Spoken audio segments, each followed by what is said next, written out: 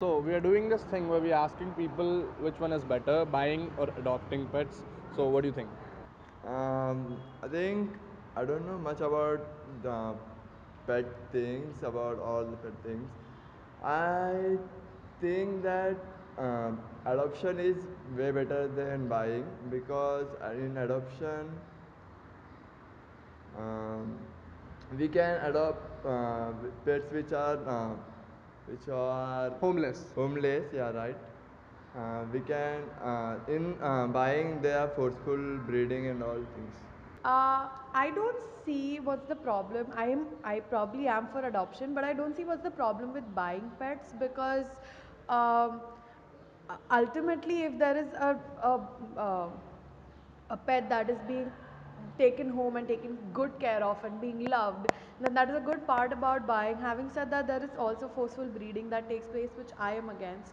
So I am not really against buying or for buying or against adoption or for adoption. As long as you're taking the pet home and keeping it happy, that is what matters.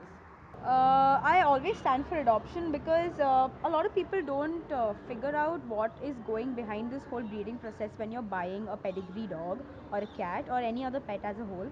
Because when you want to buy a pedigree means a pure breed or something like that.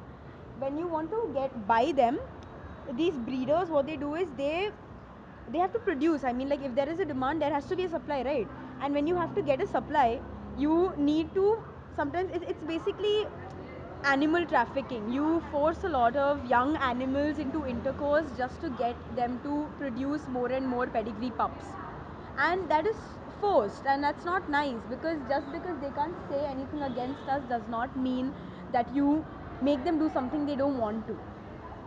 So I'm very, very much against breeders and against buying. I'm much more for adoption because there are so many dogs and there are so many pups already on the streets. You could just go and adopt them and give them a life. It's just like a child.